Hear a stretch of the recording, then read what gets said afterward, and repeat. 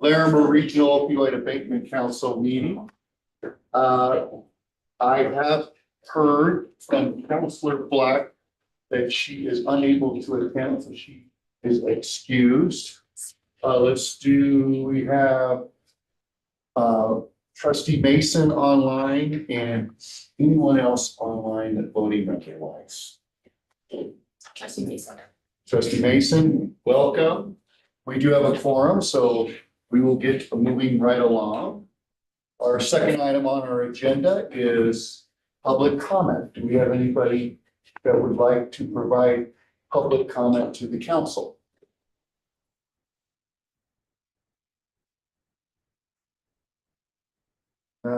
Seeing or hearing any, we'll close public comment. We'll move to agenda item 3, approval of September 26, 2024 meeting minutes. Everybody had an opportunity to review the minutes. I will move to approve the minutes as presented. Second. We have a motion and a second to approve the minutes as is. Any further conversation? Not seeing any. Those that oppose the minutes? Not hearing any. That passes unanimously. We'll move to item 4, fiscal grant administration, the fiscal report, and I'll turn it over to our fiscal person, Carol Block. Thank you, Carol. So this is the report through October 15th. And just to summarize all of this noise, we've received all of our revenue for the 23 and 24 plan. All of that revenue has been allocated for given purposes. We've paid all of our grantees their first allotment, and we paid one grantee their second share. So the only weird thing that's happened recently is we received, if you look at the third column from the right, you'll see an amount of 2809. Yeah, there it is.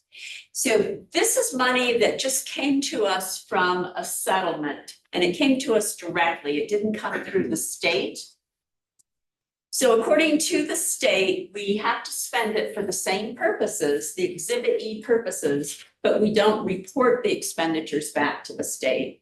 So somehow I just have to keep that little bucket of money separate for reporting purposes.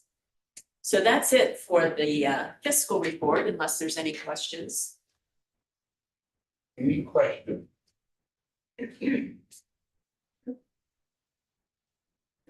Thank you very much, Carol. I really appreciate it. It's very easy to follow. Also in the packet, Carol provided us about our Regional Opioid Abatement Council's emerging best practices.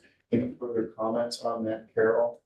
Yeah, so this community health partnership reached out, I think it was to 8 different ROACs and interviewed them about best practices. And Larimer was one of those. And they came up with 9 best practices, which you can see listed on the right here. And then also in the report, they mentioned Larimer County quite a bit, and I highlighted those for you for your reading amusement. But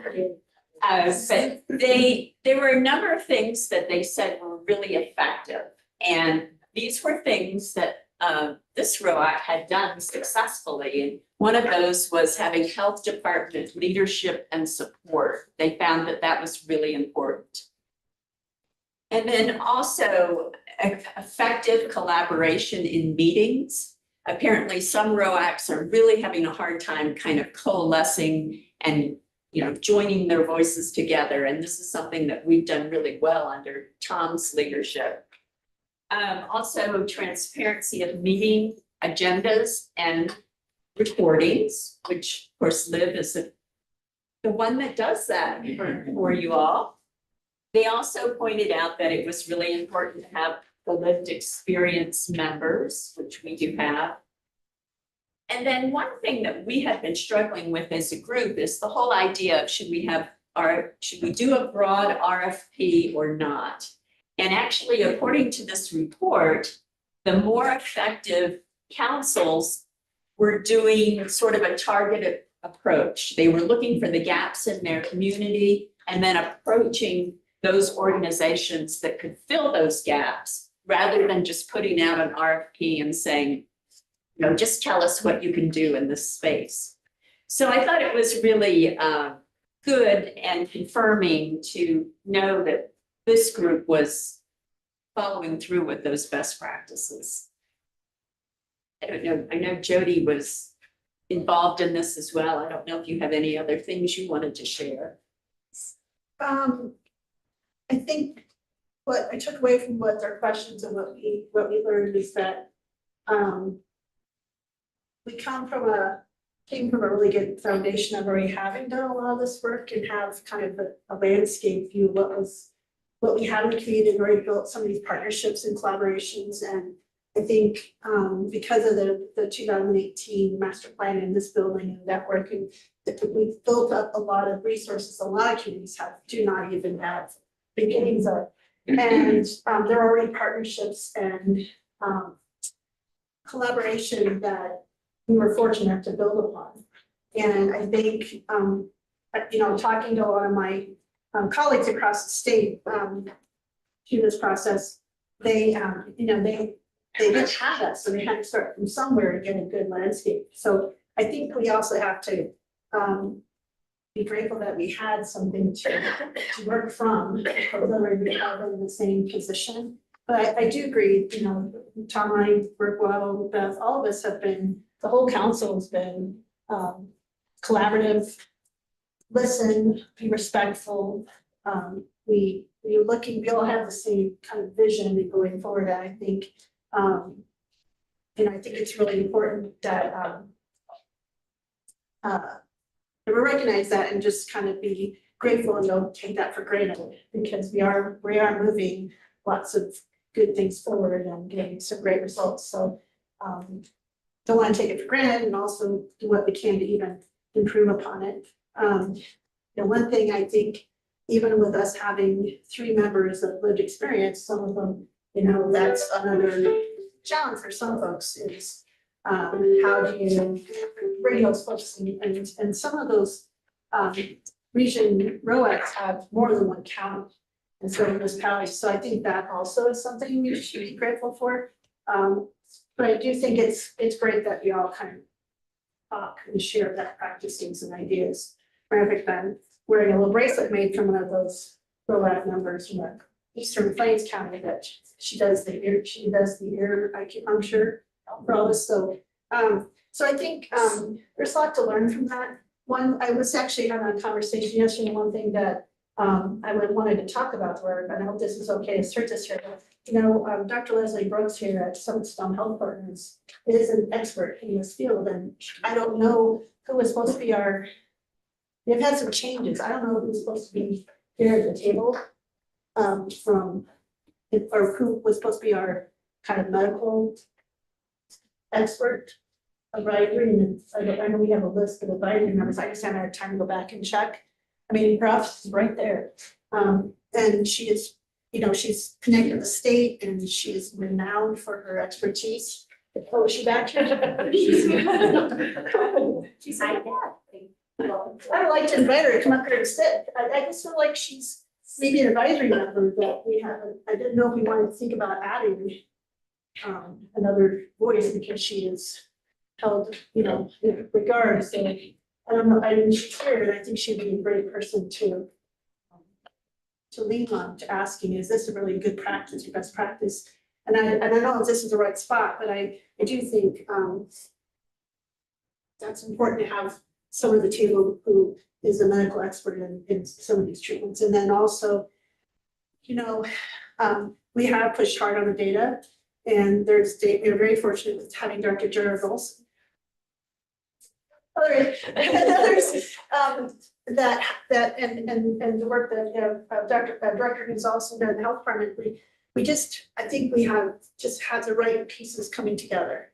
And so that's kind of what so I don't know if that's what you were looking for, but I do think that you should look at what to be grateful for. And then I think we have some great people in the room and things that we can really keep going and even do even more great stuff.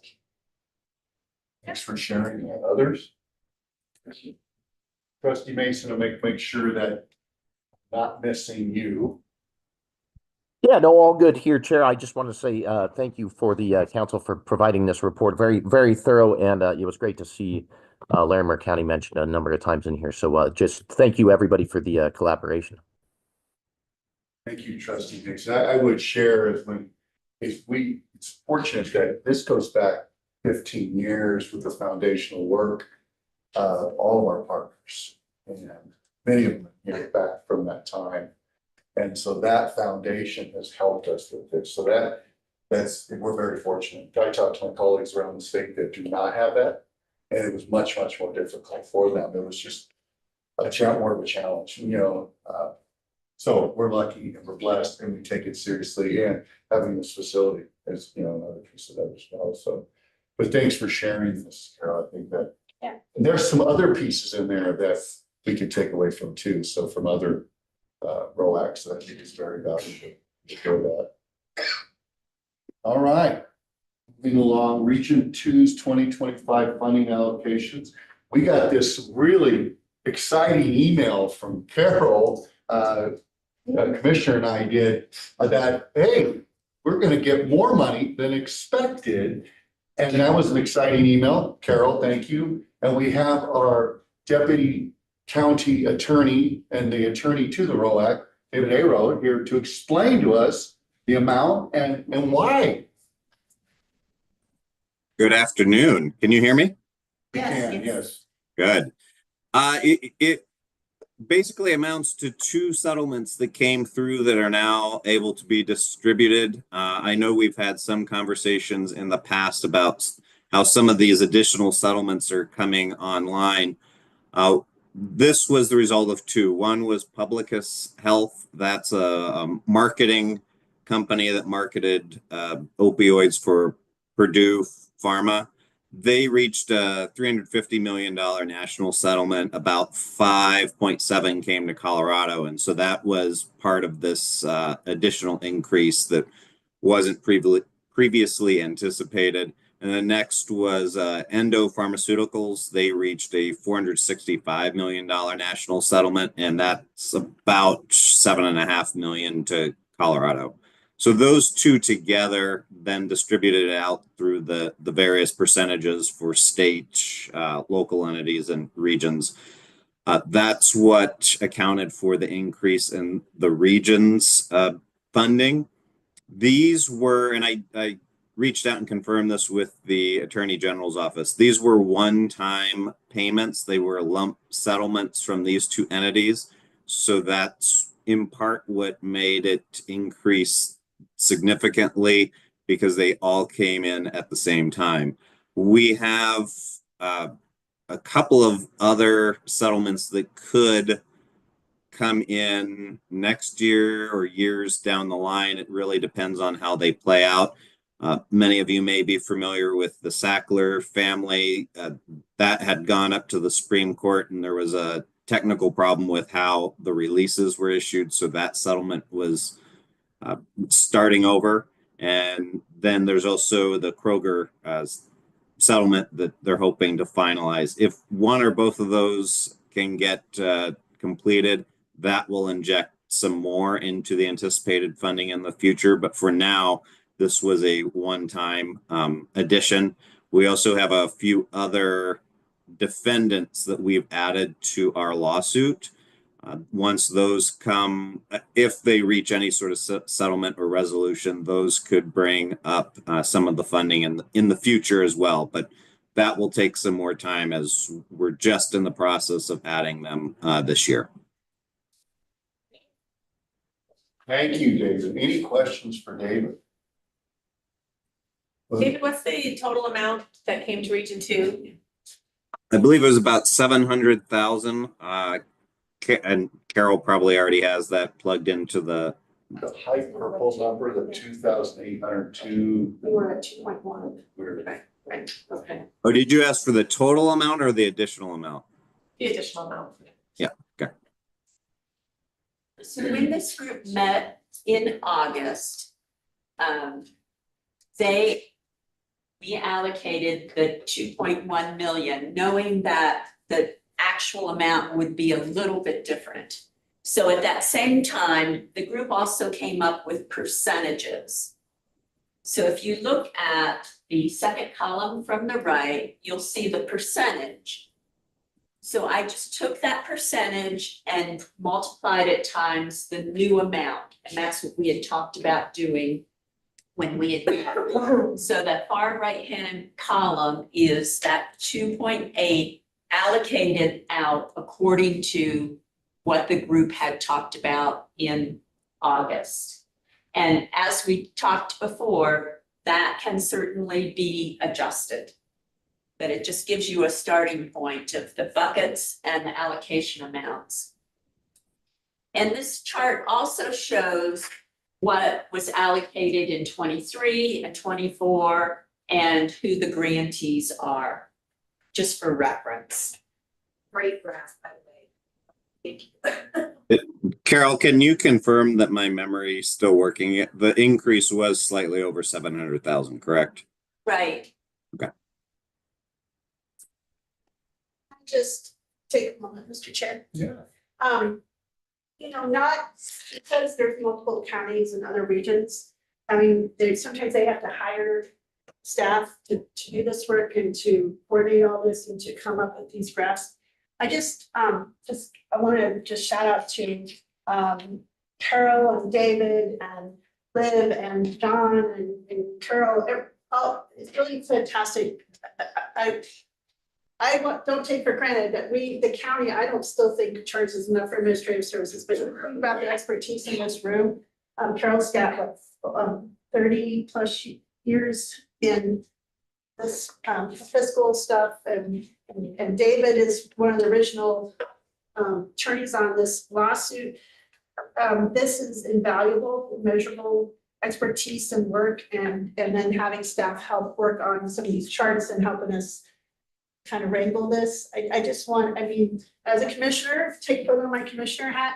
I think this is also kind of the key of our success is having this team who work together, and this is a duties above and beyond their normal duties, just like Jessica's here from behavioral services. And so I don't want to lose sight of that. And I know I'm not trying to be like, hey, don't forget, but I think we have to, it's really important to recognize that helps us kind of keep things cohesive and, it could work and maybe we had this all off justice or something, but do you know what I'm saying? Can you think about that? It's huge. And so in other counties, I know they had to hire and hire someone to help manage this. And so I just want to kind of give that another shout out, because we have a lot of support from Dr. Olson, who has which ROAC has an actual epidemiologist who's at their meetings monthly. I just kind of want to make a note of that we don't lose sight of that as well. And you have to forgive me for a second. I apologize, but I have a cyber attack on my computer. I'll be right back. No. Thank you. Sorry. I'll be right back. Good. But that is extremely good news. So you'll see this graphic. We go to our spreadsheet, I should say. The next spreadsheet, Dr. Jared Olson and Liv put together showing what we've seen for our presentation last month, where the requests were, now the current dollars, and based upon the 700,000 and change increase. So, and we're going to hear from 3 more partners. So we'll know there's a little bit more wiggle room, which is always exciting, because typically it's the other way around, right? So there's a little more wiggle room in these areas. And some of the folks that presented last month, they're in a couple buckets or exhibit areas. So we can use that as a tool when we get to that conversation. Yeah, Tom, do we want to sort of reopen the conversation about what buckets we're allocating this year now that we have? We can do that Or when we get into whether we want to allocate it all in the same round. I just think this is sort of new news, and even for the organizations, right? I don't know if they would have made different or larger requests if they'd sort of known what the total was. And so maybe we're thinking about proceeding with the initial round and then bonus round. We could, an item 7, that'll be certainly. There we go. Okay, Yeah, great. thank you for that. Appreciate 60 and above. Any other question on Region 2's 2025 or year 3 funding allocations? All right, moving along. Item 5 on the agenda, at last month's meeting, the Colorado Health Network indicated in their 6-month presentation that they wanted to make an adjustment to one of their line items. We've learned that that adjustment is $3,000. But Carol's got it specific in the grants and contracts that unless the adjustment exceeds 25% and $50,000, they don't need council approval. So that's something we did not have at the last meeting on hand. We do now. We know it's $3,000. So Carol, based upon that agreement, they don't need council's approval. Is that correct? Right, but yeah, once we found out the amount, we thought it should come back since the question had been raised at the prior meeting.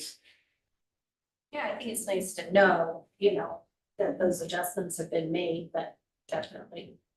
They don't have to. And so just for clarification, for any other of the other grantees, basically, if it's under that amount, they just need to notify, they should tell us at some point, like at maybe the 6 month and tell them. Yeah, we really like them to include it in the 6-month report. And in the 6-month report, there's actually a column where you can put in your budget adjustments. And I think perhaps this grantee wasn't quite sure of the amount when they did their report. So we don't have to make a motion or anything. David, do we? I don't think we do, but I want to make sure we seek the legal advice. Can you repeat that question? Do we need to make a motion on this, since we now know that we don't need to, or is it better that we, since we said last time we would this time? Or, yeah, just this question. And that's just for the reallocation of it? Yeah, Has there been any discussion of how the additional would be reallocated? Yes, it was moving $3,000 from one line item to another. My understanding from clean dredge exchange stuff to biohazard disposal. But that's No, way under. Yeah, I think if you're moving it within those, you can just allocate it in there. You don't have to make a motion necessarily if you've already approved the expenditure of the funding. Thank you, David. Brian, do you have anything to add or concerns? No concerns here. Okay, I do have a follow-up question for David, maybe, so we know in case next time. So if they are going to make that adjustment into a whole different type of category, would that then require a motion? My recommendation would be that you go ahead and do a motion for it. That category, that categorization is a requirement by the Attorney General's office. And so if we have some audit trail so that we can show how and why it got into that category, it would be helpful. That's not necessary. So that would help with us demonstrating compliance with that IGA with the AG's office. Okay, thank you. I mean, because these two were so similar, I could see that, but if it was a whole different category, I think that would be good to do in the future. If we had. yep, thank you. All right. Moving on to agenda item 6, we have presentations. This is the continuing presentations from last month. We have 3 presentations. We're gonna follow the same format. Each get 10 minutes. You have the spreadsheet where you can put in your questions, or we know questions at the time to respect the 10 minutes as the others had last month. Our first presenter will be Partners. That we send one. Yes. Thanks. Just now. Oh, did it? Good afternoon. I'm Heather Vestgard, and I am the Executive Director of the Partners Organization, here today with my colleague Shane Paulus, our Program Director. I want to start by thanking you all for the important work you're doing on this council and the amazing investments you've already made. Today, I am inviting you to invest in the prevention work of the Partners Organization, and we can move on. For those of you not familiar with Partners, this is our mission. I won't read it to you, you can read. But moving into who we are. Next slide, please. So Partners has been around in this community for 46 years. We operate in the field of positive youth development. All of our programming is informed by evidence-informed practices in substance misuse prevention. Over those 46 years, we have grown to 3 offices serving Larimer and Northern Weld County. This year, we'll be serving almost 1,100 youth. We have 17 staff, lots and lots of volunteers. And we use the evidence to inform our prevention work in implementing 3 primary programs, which Shane will share with you. Before we do that, though, I just kind of want to ground us all in some context and in what the research says about substance use and youth. So if we scroll on to the next slide. These are headlines that won't surprise any of you. You've probably seen these headlines over the last few years specific to mental health and some of the things that youth are facing. Moving beyond that to Colorado specific survey results on the next slide. We see some of the things that Healthy Kids Colorado survey data showed us specifically about our region here in Larimer County. So we see percentages of youth who are reporting access to substances, alcohol, prescription medications, marijuana. We see that 1 in 8 middle to high school students have said that they had their first full alcoholic drink before age 13. Moving on to broader research just around the impact of substance use on youth. They show an association between things like marijuana use and subsequent opioid use. There's a plethora of research out there, as you all know, I'm sure, about the impact of substances on brain development for youth. And we can scroll on to one more research slide before I let Shayna get into the positive stuff. We know that early access, early experimentation, youth who are already facing risk, have already experienced trauma, are at the highest risk for developing addiction and substance abuse issues as adults. So this is important work. It's why prevention is important. And I'm going to let Shayna talk to you a little bit about the prevention work that we're doing. Yeah, so we have 3 buckets of approaches that we have through partners, youth mentoring, prevention education, and strategic partnership. So if you go to the next slide, we'll talk about mentoring a little bit. This is the program that our organization really grew from. We provide one-to-one mentoring for both our community-based model and our school-based model, so serving a variety of students in Larimer County. We have activities that have pro-social opportunities for kids throughout the time that they are matched with their mentor, receiving those services and beyond. And we always have a wait list of kids who are needing those supports. So these youth are ages 7 through 17 who, like Heather talked about, are facing those extra risk factors in their lives. They're more likely to, unfortunately, get involved in some of these systems or perhaps have exposure to some substance use or substances generally. We also follow the elements of effective practice for mentoring. So we are an evidence-informed approach and we have our own internal surveys as well. If you go to the next slide, that really show our mentoring impacts. So these are completely internal statistics that show the impact of our very specific program. So moving into our next strategy is prevention education. This is a more universal approach that we take in addition to more of the targeted approach with mentoring. So our prevention education uses the evidence-based brain-wise curriculum. We're in a variety of schools in Larimer County, and we also serve just different community groups as needed. We have served about 700 youth last year, which was a huge jump from anything previous. And this program was really absorbed from the gap that we saw when another organization closed its doors in the community. I'm not sure. Yeah, I'm thinking we're gonna skip this. We were excited to share this with you, and all of you should have access to the link youth speak to the outcomes of our programming so much better than we can as adults, and it's fun to hear their stories. This is a video of youth who have gone through the Brainwise curriculum and talked about their experience. And if you would all take a few minutes in your free time to watch that, I'd appreciate it. And if you need the link out of the PowerPoint, just email us and we can make sure to get that out to everybody, but it is quite impactful. So the third strategy that we take is really with our adult partners in the community. So we have some adult education. We work with a program, we have a program called the Responsible Association of Retailers.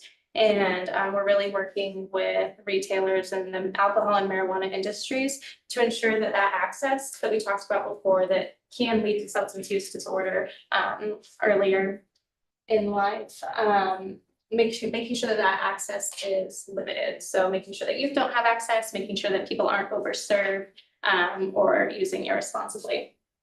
And then we have a coalition, and we also do a variety of parent education opportunities in addition to different education opportunities to the community. So that's a quick glimpse of the work that we're doing. Now we move on to the fun part. That's why Shana handed it back to me. They asked, right? So in the category of prevent misuse of opioids, we are putting an ask out of $158,300 for 2025. Hoping to continue funding in 26 and 27. As you all saw, there's a wait list of kids for the mentoring program. There are schools waiting in the wings for the curriculum-based prevention education program. And we're seeing really great reach in our campaign and coalition work to get the messaging out to adults. Adult behavior influences youth behavior. And so the more we can spread to the masses, the better. That 158,000-ish would really support the existing efforts you just learned about. We would need to hire an additional prevention education coordinator to go out and do that Brainwise curriculum work and also support the growth that's coming out of our Responsible Association of Retailers. So we would want to bring on that position. And quite honestly, if you want to double it, go ahead, because I could bring on two and be able to fill their caseloads. Kidding, I'm not doubling my ask right here on the spot, but we have a need for this. Beyond that, we would like to continue to support our existing staff. All of our staff on the program side are well educated in the field of social work, human development, those kind of backgrounds. And the majority of them either are currently certified as certified prevention specialists or they're working on that certification through the state of Colorado right now. So we want to keep that team and support what they're doing. And then supporting our marketing and outreach prevention efforts to the broader county, some of that campaign work that we're doing, the marketing that nobody wants to fund, but is the way you get the word out. That is what makes up this ask. And you can move on if you would. These are the goals that we have in mind for use of this funding if it were awarded. I won't read through all of those, but we chose things like the number of youth we would serve, the number of schools that we could additionally serve, our social media reach, some of those things so that you could see specific objectives around our programming tied to this funding. And then if you scroll up just a little bit, please. I'm sorry, scroll down. There we go. Just the outcomes that we would look forward to reporting back to you all at our 6-month and year check-in with you all. At that point, I think we're close to 10 minutes, if not slightly over. I talked as fast as I could already, but I would love to open it up to any questions that you all have. And thank you again so much for your time. Thank you, appreciate that. Work you do. Yes. The next group, we're recording our questions and we'll get back. Oh, great. Okay, thank Appreciate you. that. Yes. Lighthouse Faith Sober Living.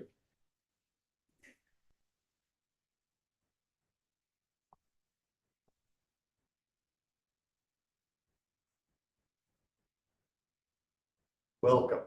Thank you. Thanks for having me. I thought we had 15, so I'm going to try to go through this faster. But my name is Jennifer. I'm the program and fundraising specialist at Lighthouse. Thanks for having us here. I'm actually personally in recovery from an opiate addiction, and I got my social work degree and now give back at Lighthouse. So I'm super excited to be able to work with this. So thank you. Next slide, please.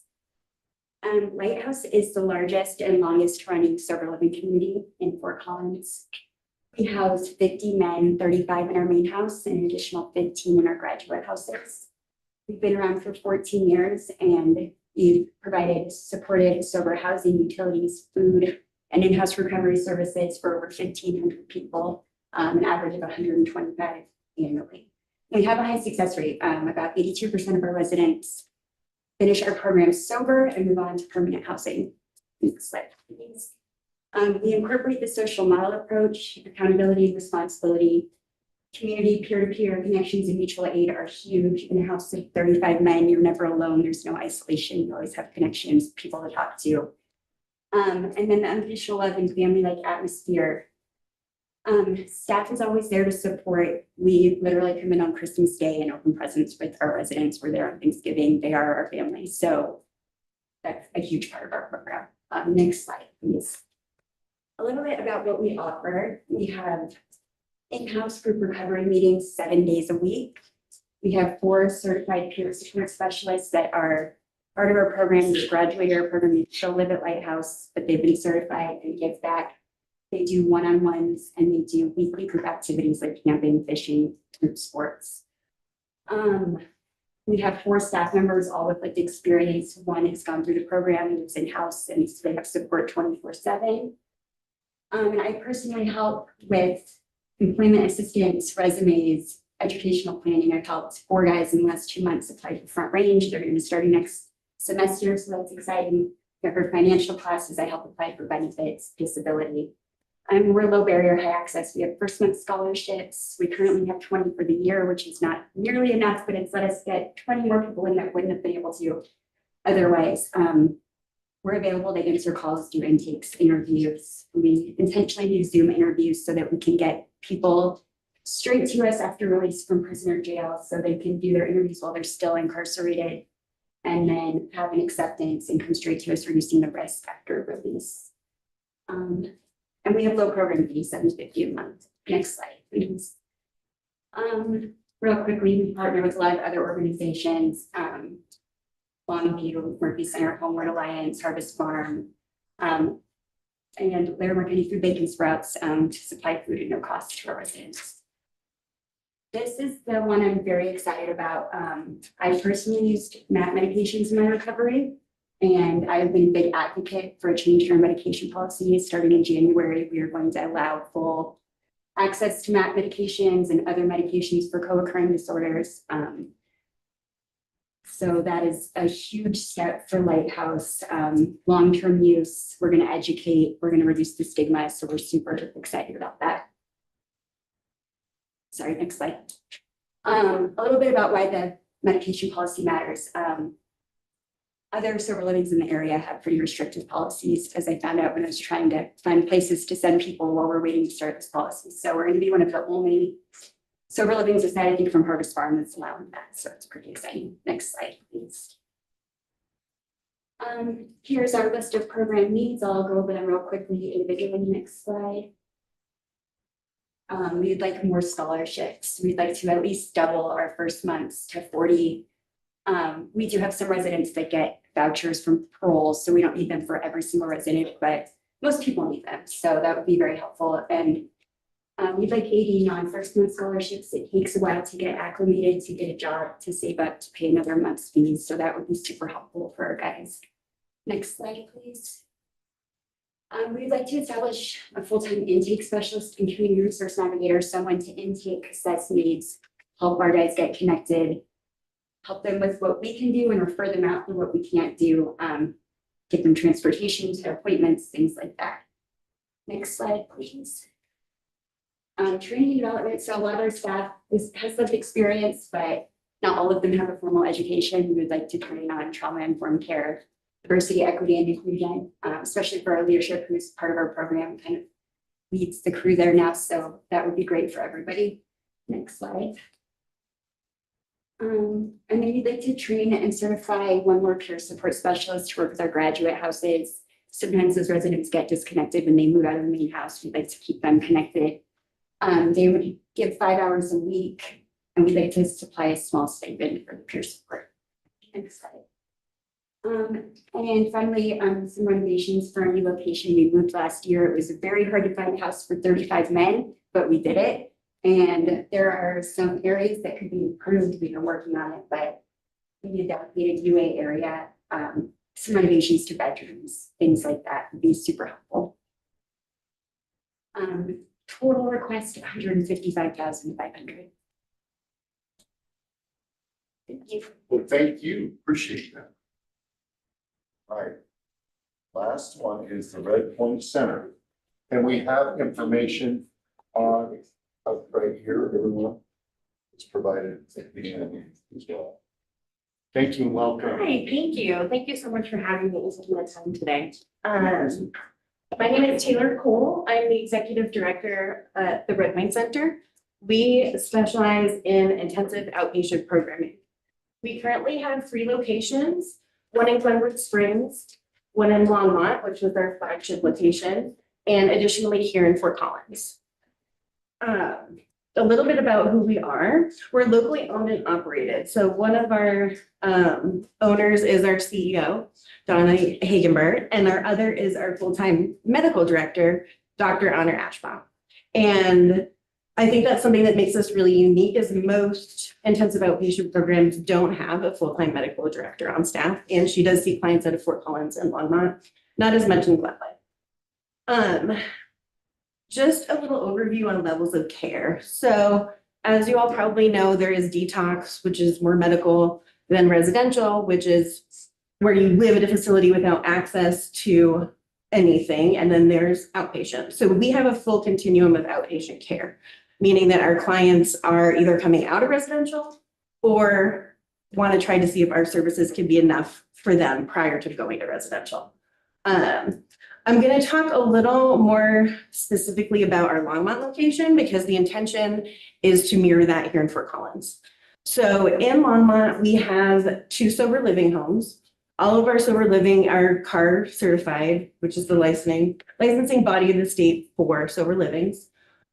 We also have a robust alumni program. We treat teens and IOP. So thank you for all your work with them. And we also treat adults. We are dual licensed, which isn't as common as you would think in the state of Colorado, to treat primary mental health clients as well as primary substance abuse clients. And as I mentioned, Dr. Ashba also does MAT treatment, which we find a very important component of a lot of our clients' recovery. Next slide, please. So we opened the Red Point Center in 2017 in Longmont. And during COVID, we actually opened here in Fort Collins. At that time, our goal is to become increasingly more accessible for people because treatment is expensive, especially out of network or cash-based programs. So we became in network at that time with most providers. And we work with Boulder County currently in our Longmont location with their grant funding. So I kind of mirrored, if you want to go to the next slide, our potential request for allocation of funds. So if y'all feel like we would be beneficial to receive this, our intention would be, well, I guess I should rewind for a second. So the exciting news about our Fort Collins location is we recently obtained new space, and we are going to be able to double the amount of clients that we see there, which on this little card, you can see at each location who we can serve. And we will be expanding to PHP. So we have already hired a therapist to roll that out. With that change, we had to go through some BHA and Joint Commission stuff. So once that licensing goes through, we are ready to roll out PHP. And our intention is to also open our sober living, which we haven't done yet, or work with our community partners, because at our sober livings, you have to be in our program. So this would be, I mirrored this to what we are doing currently with Boulder County, which is every client is kind of at a different stage of what they need. We want to keep them at the highest level of care for the longest duration of time, as we know the outcome measures with that yield the highest results. So we would be funding a highest need client with housing, PHP, treatment with our medical director, and we also have family support for our clients as well. All of our clients also receive individual therapy at the full continuum. Our lowest need client would start at IOP 3 level of care, which is 9 hours of group therapy a week. And then their pricing would tier as they were to get further along in the program, because we want to keep them for that full continuum and then get them independent living, et cetera. So if you want to go to the next slide. Another exciting thing is we just became in network with accepting TRICARE and TriWest, so we're able to serve veterans and their loved ones and active duty. We also, just this past month, received our in-network contract for Medicaid. So we are now able to take those Medicaid clients. And another example of that is the Medicaid client, or any client really, may have the funding that we can bill through Medicaid, but they might not have the housing component. So we would utilize that as we have been in Boulder County. So, sorry, I'm not used to talking this fast. I think that's pretty much it. I just want to thank you all for your time today, and Deandra for all your work to getting us here. And did you want to add anything? We will cover it. Yeah, thanks, Taylor. Okay, thank you. Thank you, Taylor. Well, wonderful. That closes the presentations part. And I just want to thank all presenters. It's 11 total from last month to this month. It was kind of a different format, only 10 minutes, no questions. Reason being is we've only had one more meeting before we have to make final decisions to get to the COAC, the state, for the money to start coming out 2025. Again, back to that efficiency part. So we appreciate everyone's flexibility with that and the wonderful presentations. So we're going to now move to item 7 and year 3 funding deliberation. A couple of things. We've got this spreadsheet back up that shows last month what folks were allocated. I don't know, are we able to add, manipulate? So we could have said that opportunity. So I open it up to the council on ideas for next steps. Can I just make a comment? Sure. Liv, thank you for this. I just started typing and I kept seeing why are my answers disappearing?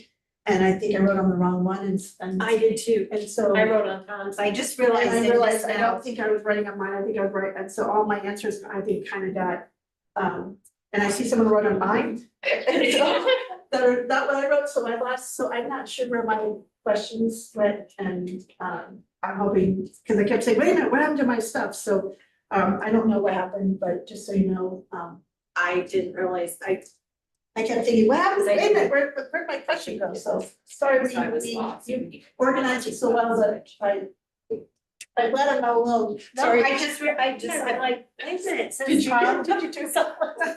did you do what you, I did it online. Thanks, Bob. Trustee Mason, I see your hand up. Thank you. You're on mute, sir. Oops, I apologize.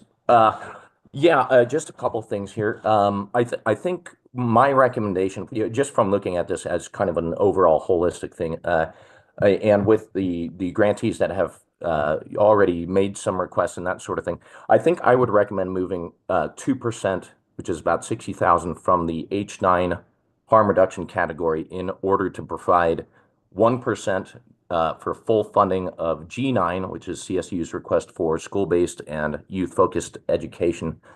And then the other 1%, we could, of course, move to another category of the council's choice, but I would prefer to see it move to the B2 recovery category, as that category was listed as a high priority based on our assessments in the past. It's also in line with some of the requests we've heard today and in support of the council's housing priorities. And then just one other aside comment, I would also encourage LCSO to apply for the additional 70,000 that was made available in the latest 2025 allocation number 2, up from the 210K that they had originally requested and up to the full 280K that's been made available in the D 1.6 category. Hopefully that wasn't too too complicated there, but those would be my recommendations at this time. Thank you, Trustee Mason. Any questions, follow up with that, or I get? I just wanted to, it was from H9. I just want to make sure I heard you Yeah. right. Mayor Pro Tem Mason, that it's H9, 2% move from that category up to, you said two different categories, in B2 and which one? Yeah, Commissioner, I would move one, like I said, 2% total out of H9. 1% of that would go to G9. That would provide full support of CSU's request. And the other 1% I would like to see move to B2. But of course, that's up to the council's discretion, of course. Okay, thank you. I just want to make sure I heard that correctly. Thank you. I just add a little clarification on the timing of this. You're not under the gun to select grantees at all.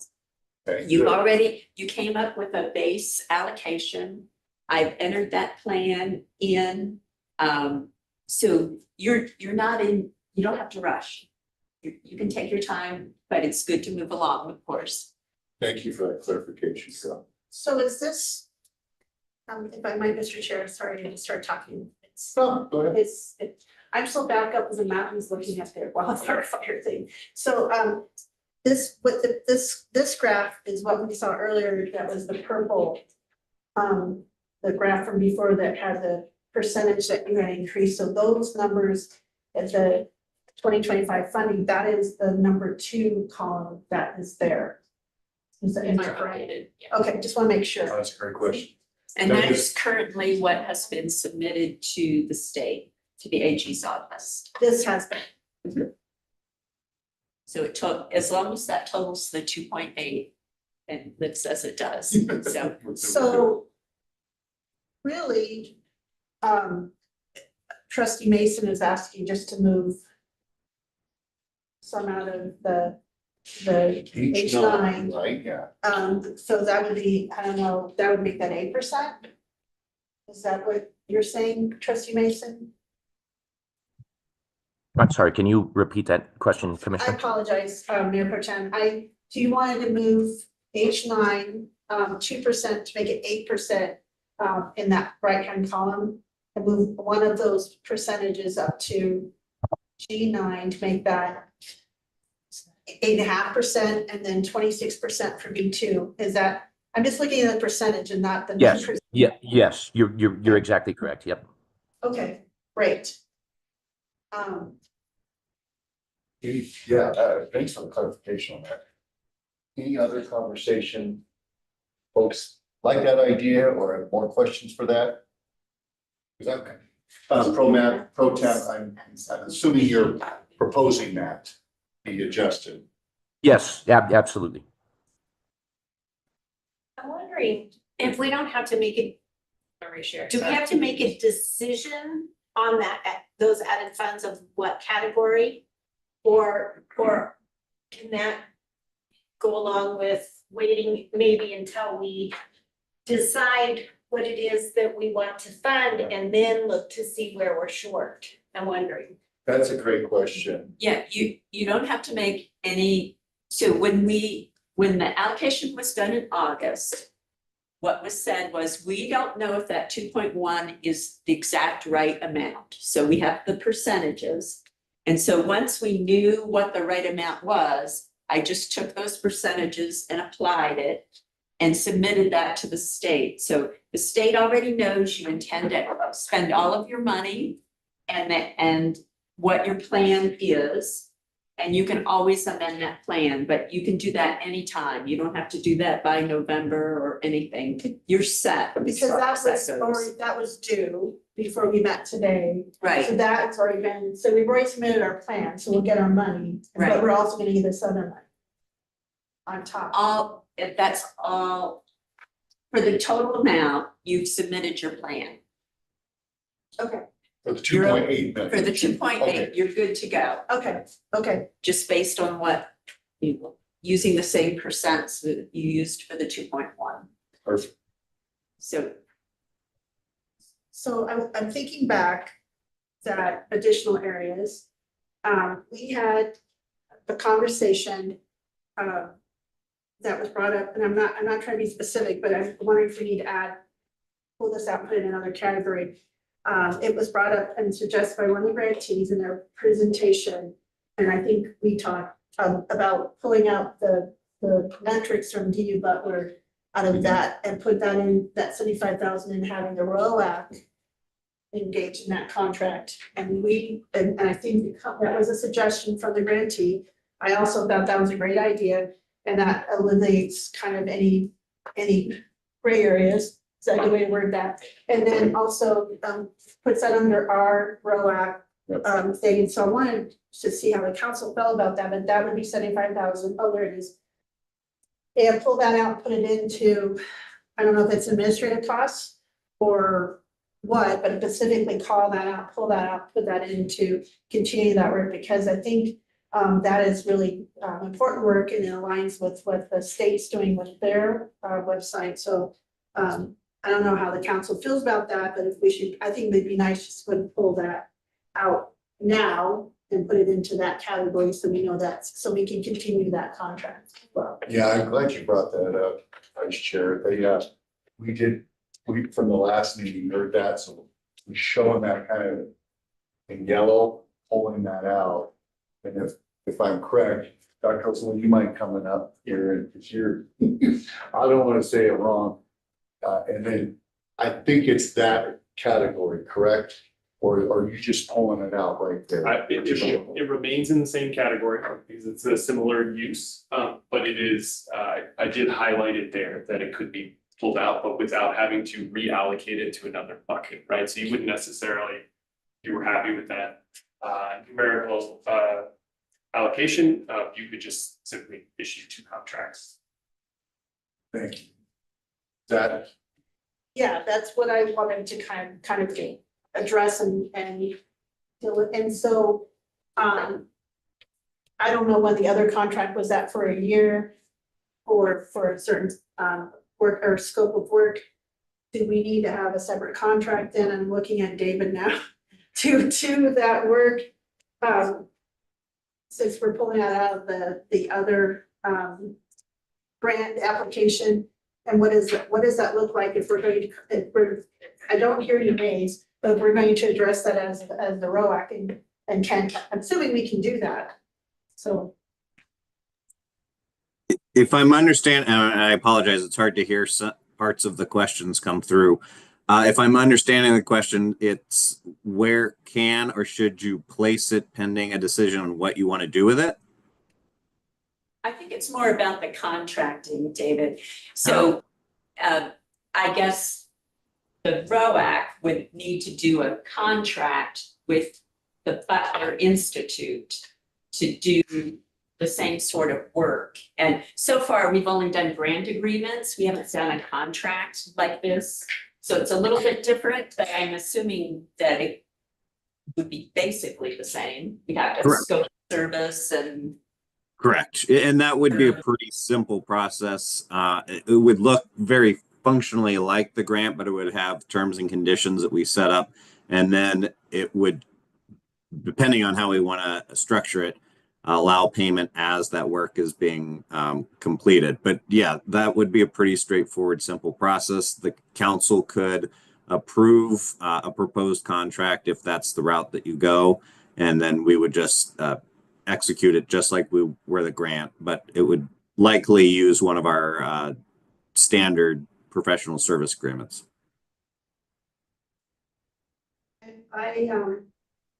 Should I make a motion for us to do that? yeah. Didn't Mayor Pro Tem make a motion? Isn't there a motion on the table or? He did not. He just made a Okay, suggestion. separate. Okay. Yeah, if I'm right, Mayor Pro I just Tem, wanted did to you make make a sure. motion, or were you just providing a suggestion? More of just a suggestion. I was curious to hear the rest of the council's opinions on that. Yeah, I think thank you for that. I think, Beth, I'd love to hear from you on next process. How's the next step? Should we start moving percentages around or see how much is being asked for? I'm open to it. Sorry now. So I feel like there's 2 something. So on the subcontract with rather than being subcontracted through NHS or NCHA for Butler, I think it makes sense to move it under us, do it however it makes sense. David thinks we should, as far as whether it's grant agreement or a subcontractor. Service agreement, I agree in agreement with that.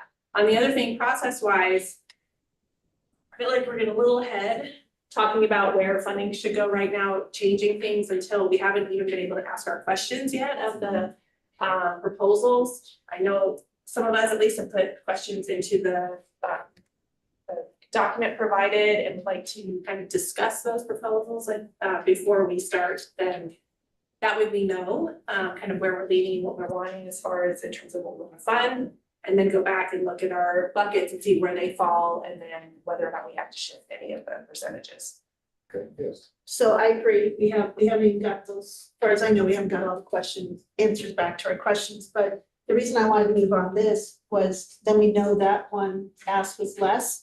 And that kind of just moves that piece and that amount of money out and kind of check that box, and then we have 75,000 less, and then we know that work is gonna continue. That's kind of why I thought I'd bring it up now, so we can kind of move it off the plate, if that makes sense, to move it off onto the completed thing. So I'll make that motion that we move that subcontract with Butler Institute or contract with Butler Institute, and take that 75,000 out of that proposal and continue that work, the contract between the ROAC and Butler, with the 75,000 to continue that work.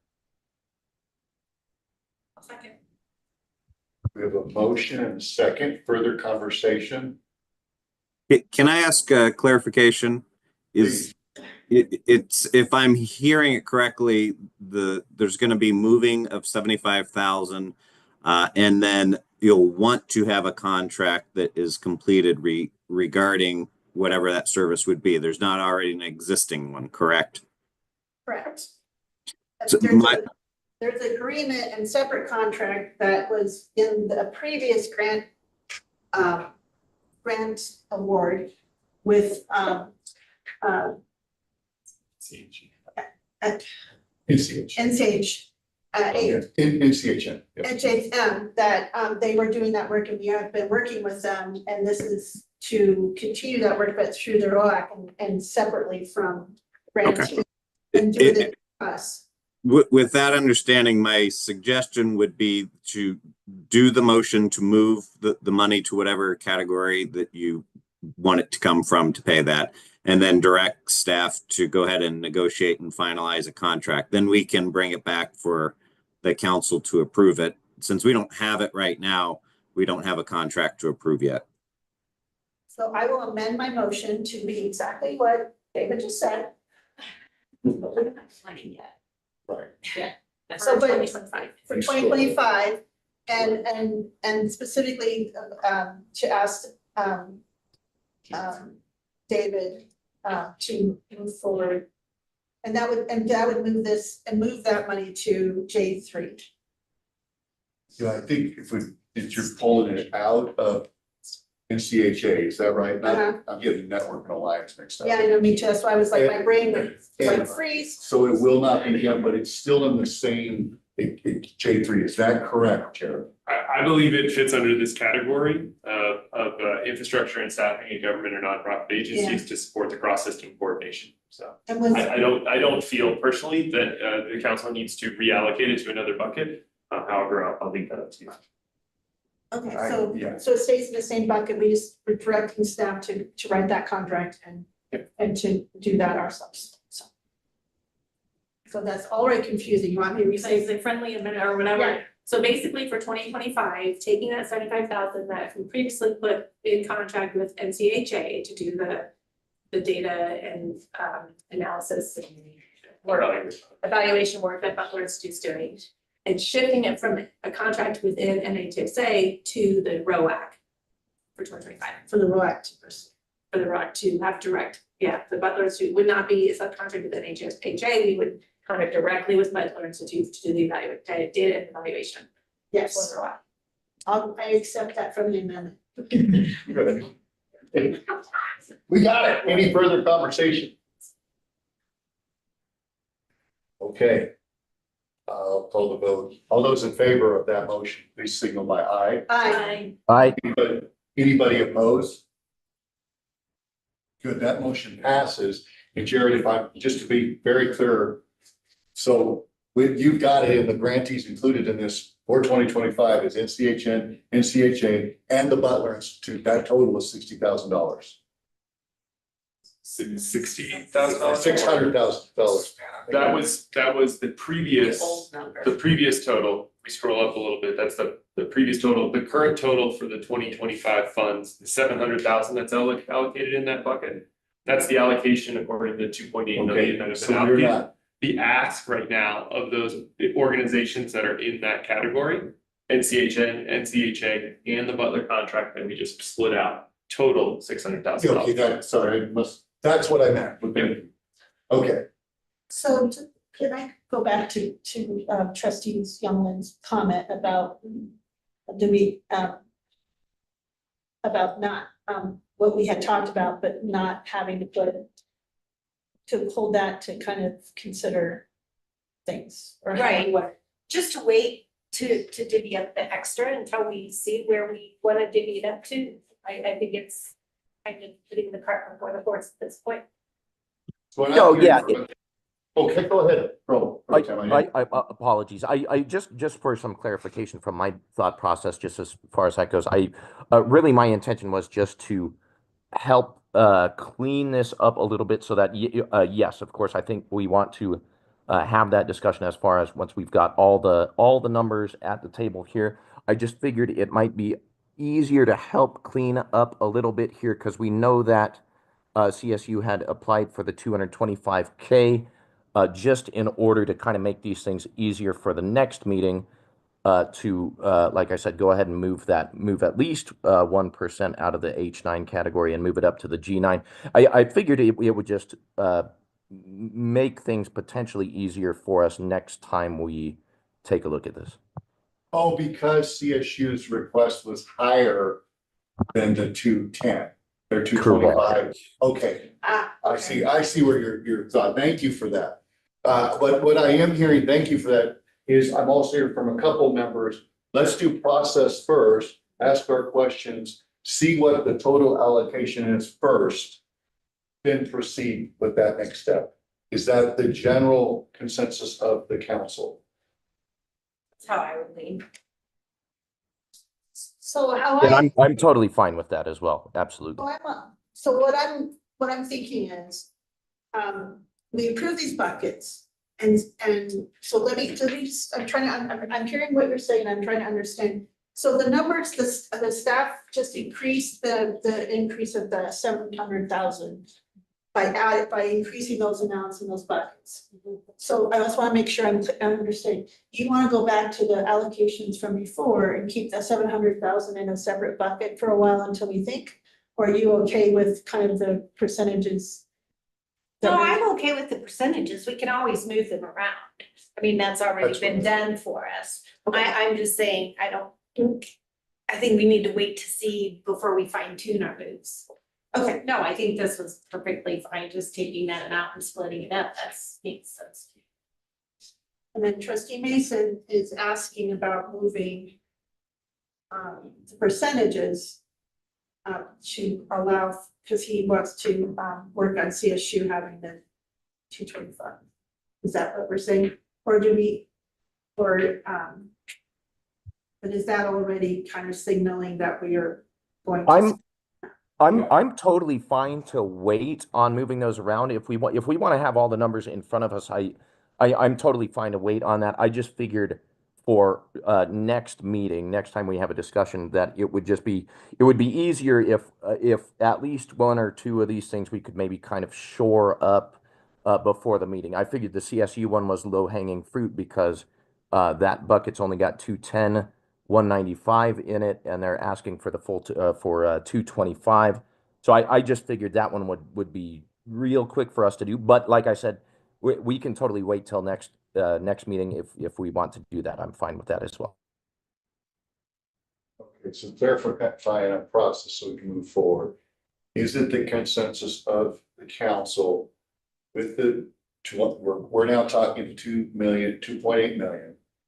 To start having questions and the dialogue with the grantees and start putting numbers, requests in to see where that matches up with what staff have proposed with the percentages. Yes. I think that sounds. Okay. good. Is that good with you, Mayor Pro Tem? I want to make sure, can't see you shaking your head or. Yes, or no, not. absolutely. That's just fine, Okay, Chair. I great, appreciate great. it. Okay. Yes, ma'am. Do we need to come back to directing staff? To make a motion to direct staff to write up a contract. Does that need to have a formal motion?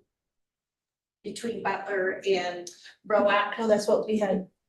I thought that's. We just approved funds. I didn't But I hear the think- directive, I the think- I contract think- side. I think I, Okay. I said a direct. step. That's how I. Okay. Yes. I Thank you wanna for your make sure we have question. that in No, there. Maybe it's like, yeah, I heard that. yeah, Okay, no, it's good to. we're good. All We hate right. to 2 weeks from now go, oops. Yep, So- we did do Do it. you want that contract before the funds come in?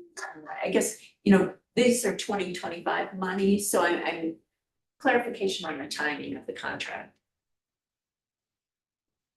I think we won't meet until November. I think about the scope of work. December 5th, sorry. Yeah, and the scope of work for Butler is, we can always put the dates and times in the contract for when the other scope of work expires, right?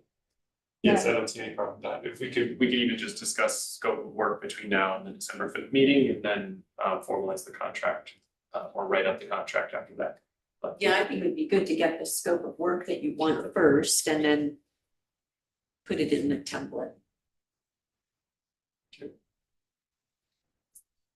Okay, when process being identified, how would we've got them in order here on the spreadsheet, we can go that. How would the council prefer to go? Let's ask them questions, or do we want to call them up one at a time? What would your preference be? Call one at a time. All right, Thank you, Dr. Olson. who would like to go first on questions with the applicants? Start with the Colorado State University. This is Sure. on the last left. Right, is Nate Briggs here? Come on, please. Would you please come forward, sir? You're being, Someone else has written. all right. right.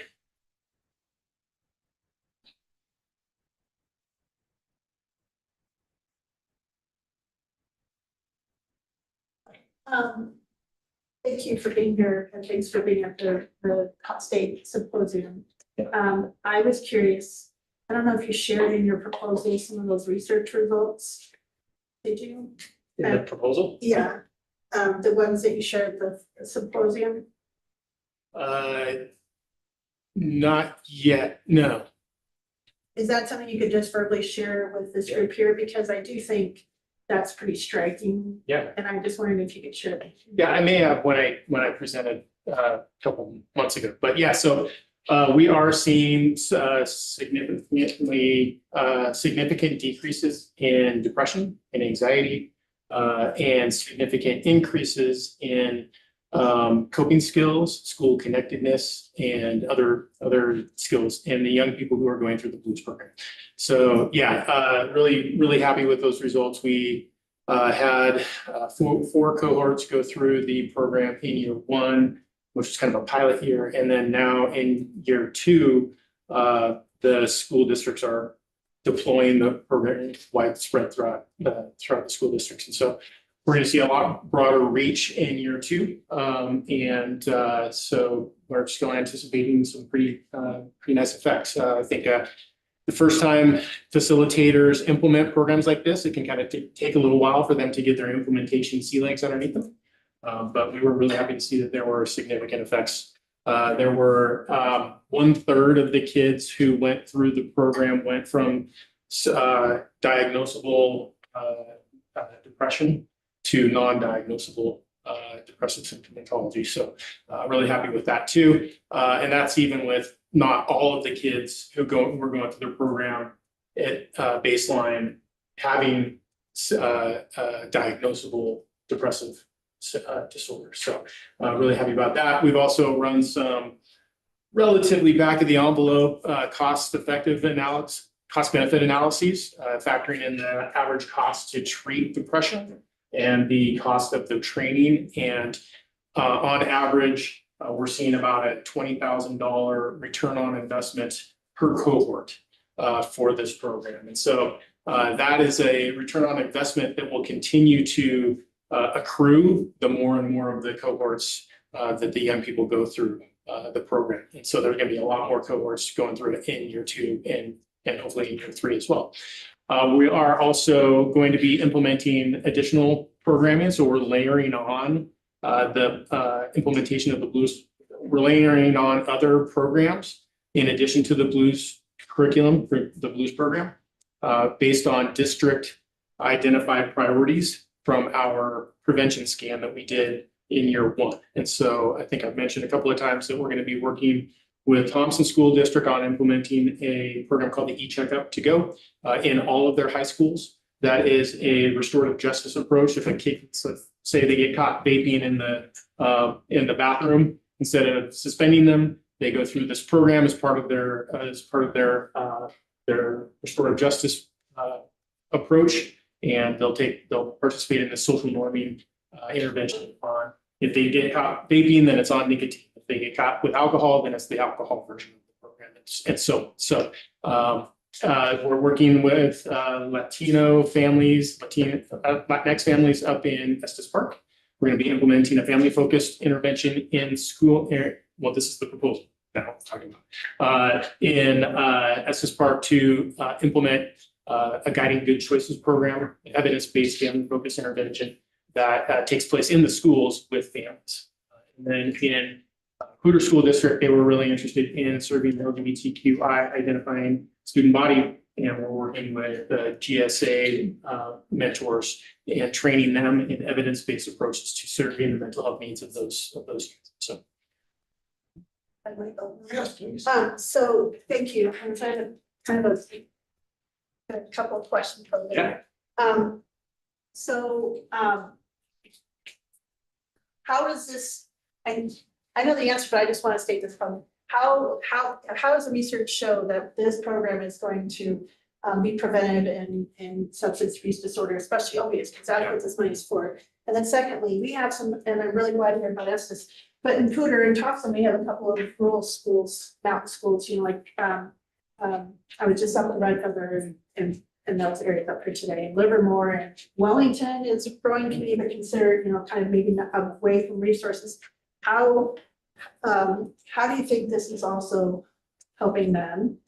And thirdly, sorry, you presented with the statewide Connect effect, but we've been very successful. And thank you to the Sheriff's Office and Sergeant Cook for getting the Connect effect out, which is from the AG's office directly connected to the opioid. How can this all meld together so you guys are not duplicating but working together? Sorry, I'm just trying to get them all in there. So yeah. I'll try to remember all of this. But so the first question was around how does this work in youth prevention connect with substance misuse prevention and more specifically opioid use prevention? We know from the science that these things all co-occur. That young people with mental health challenges are more likely to develop a substance use disorder and more likely to develop ultimately an opioid use disorder. So all these things share what we call common risk and protective factors.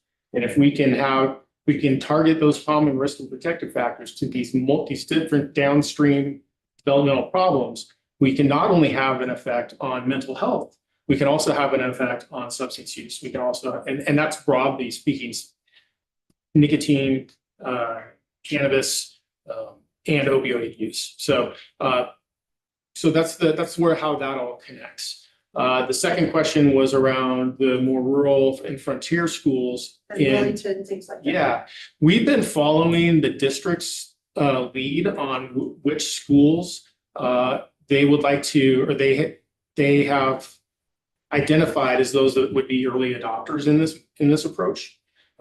Those schools haven't emerged yet, but what we can do is we can go into our next week. meet with these districts monthly. We can go into these meetings and say, hey, what do you think about Wellington? What do you think about these other frontier schools in your district? What are their needs, and how can we leverage these funds to help address issues in those schools? And then the third question was, Like the state and the connected effect. And Oh, yeah. Yeah. You guys presented Yeah. before together. How can, because that's all great work happening in the schools. How can we kind of, are you guys coordinating and how does this all kind of dovetail to each other? yeah, we're coordinating very closely in both Larimer County and then also in Region 16. And the idea is that the Connect Effect is a media the Connect Effect is a media campaign. It's a public health promotion, broad, high level campaign that reaches across the county now. And so there's a wide reach with that program.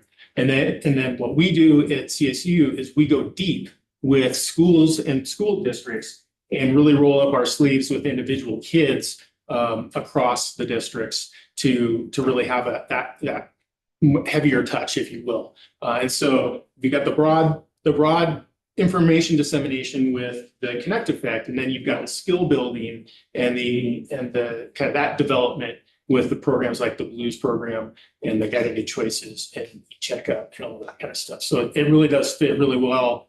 And those approaches are really the public health approach and the universal prevention approach are very upstream and working with schools. Thank you. Yeah, of course. I just have a quick question. You've mentioned it before, so I just want to bring it back out. Top of awareness, the program that you are implementing, you know, we talk about sustainability and how this can go on without these funds. And, you know, you've talked about that before. Are you still feeling that same way that this can sustain itself by, you know, the teachers, you know, teaching and teaching each other and that kind of thing? Can you just speak on that if you feel that that's still the philosophy? Yeah, what we're really trying to do is empower these school districts and the schools within the school districts to be able to take this and run with it without CSU, right? Ultimately. And so all of the programs that we've been working with the school districts on have some sort of model for sustainability post these funds. So the Blues program has a train the trainer model where select implementers are trained to then train others when there's either staff turnover or new schools want to come on board. And so instead of that's much more sustainable and cost efficient model than constantly flying in program developers to come in and do trainings for all the schools, right? So that's the idea behind the Blues programs, train the trainer model. We had hoped to do that in year one. That ended up being a little bit too much to ask of they have to go through 2 cohorts to be able to be a train the trainer. They have to videotape it, send it to the program developer, and then get feedback. That was just too much to do in year one. And so in year two, each of the school districts has identified folks that are going to be the candidates for the trainer of trainers moving forward. And the other programs are the e-checkup to go, for example, is it's pretty hands off once it's set up, and it can just live online. And there's really no training necessary of school staff for that. So that's another sustainable model. Yeah. The question I had was covered with Commissioner's questions. So that's sorry, not covered. So, Mayor Pro Tem Mason, do you have any questions for Mission? No, I think it's been covered pretty well here. I appreciate the update. My one question is, the proposal was 225, what we see here is 210. What the $15,000 difference? What if that didn't get adjusted? How would that impact your proposal? Yeah, it would probably impact the support that CSU would be able to provide to the school districts. And that's where we would not cut the programming. we would dial back on the prevention support that we would be able to provide the school districts. And that prevention support is then, like, as the question came from, hopefully down the road where you guys can complete it in a way, that wouldn't have that much support in year 3. Right. To get to that. All right, thank you, sir. Yeah, Appreciate it. Thank you. Do we want to go with Blair County Sheriff's Office next? Sure. Oh, thanks. Sergeant Cook, are you here? Yes. All right, sure. But I might share real quick. I did get, and Sergeant Graham, we had a chance to talk to you, but we, the governor told us did do the first ever state, co-responder proclamation. For Colorado was first in the country, and I just received the hard copy of all of this, it's ready today. I was up and read those, but I just wanted to say congratulations, and I'll get that to you, but, we're the first, Lerma County is the second community by 2 days in the country, and Colorado is the first to do a co-responder proclamation. It's amazing support, so thank you. Okay. Good afternoon, everybody. Good afternoon. Thanks for being here. Any questions? Yes. Hi. So I never, I refresh my memory back to the last time. There's a good questions here. So in your data, you have 52% results in holds. 2.4 result in arrest. What about the other 50%? Or are So- those like the result on spot, Yeah. on scene or so? Okay. Yeah, good question, I think, because I mean, we don't really talk about that, but when we talk about our 3 main goals, one is to keep people out of jail when they don't need to be there, because we're able to triage that this is a mental health issue, this is a substance abuse or use issue, and we can divert that to connecting them with resources, getting them, treatment. The other is to try to avoid the hospital because they're so expensive, ER admissions. But along with that, what we're able to do is do what we call safety planning. And that is that we reach out to friends, relatives, family members who can work with us to establish a safety plan. So if that person enters a crisis situation again, they have a plan in place on how they're going to deal with that. Which sometimes would include like calling 911 if it was, serious health or safety risk. But other times it would be make sure that they have a connection with their therapist or their treatment provider and how to reach that connection point. So having that safety plan in place allows us to kind of keep those people out of the ERs. There's not a direct need to get them into treatment right away. Let's see, just have a couple more here. Is there a way to show the numbers of diversions, like people who the co-responders dealt with? Right. That probably would have had more negative experience if the response was just regular police. Does that make sense to you? Like, this is probably related to the 53% increase in the response by co-responders, but there's still some that other officers who are not co-responders respond to. And so, do you know what I'm asking? Yeah, I do. I think and that, the impact that we have is kind of hard to quantify sometimes because we don't necessarily hear about how the person's progressed through treatment or through, bettering themselves. So that's kind of a difficult thing to try to capture in stats. But I think what we do try to do is show the difference between, and you'll see this in our 6-month report, which I think is December, right, Liv? Okay, thanks. That we do try to measure how many calls for service we handle versus the rest of patrol. And I think part of that was in my last year-end presentation as well. But I think that shows the need for our continued existence and progression.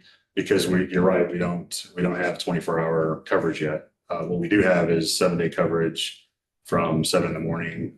Until midnight.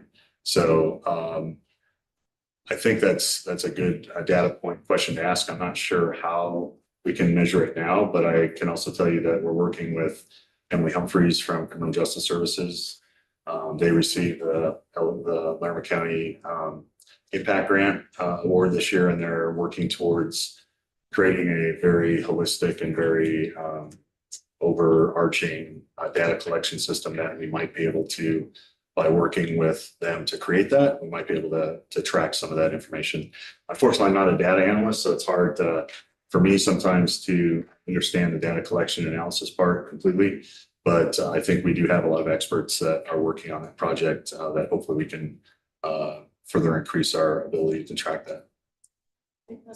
Not to jump into it, but can I ask, because I had a similar question, but can I ask it in a different way? Sure. See, so I had a similar question, because we know you're only able to do like the 53% of the calls that you could do because of the time. So and I'm not saying that a different team of, a deputy responds just as a deputy.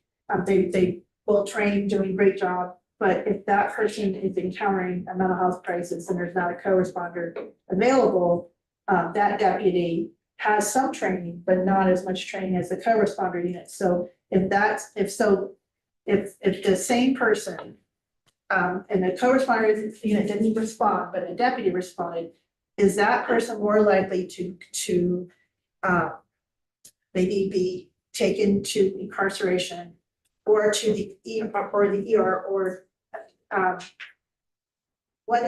how does that, are we seeing that there's a diversion because the co-responder responded versus just the plaintiff? Not to say the deputies are doing anything wrong, I'm trying not to say that, but I'm trying to be very, because they're not saying they're anything wrong, it's just that same kind of call, but there's not a co-responder. Let's say it's a different jurisdiction, I wouldn't go there. Yeah, I think I understand, Commissioner, what your question is. So kind of how is it different if co-responder unit isn't working versus regular patrol? Now, we do have a program called CIT, which is Crisis Intervention Team, that a lot of our deputies are trained in already. Our goal is to continually train as many deputies as we can in that. And that Crisis Intervention Team training, it's a week-long, pretty intensive training, which puts deputies in situation scenario training with professional actors who play the parts of people with severe mental illness, people under the influence of drugs or alcohol, or a combination of both. And that training helps train our officers on de-escalation and communication abilities to work with some of those people. So you're right, they don't have the same level of expertise that our deputies in the co-responder unit and of course our clinicians have when we're working together as co-response. But they do have some of that training. So it's hard for me to say for sure in every situation, but I think by not having the co-responder unit have coverage 24 hours a day, we're missing some of those calls, and our deputies do the best they can with the information they have.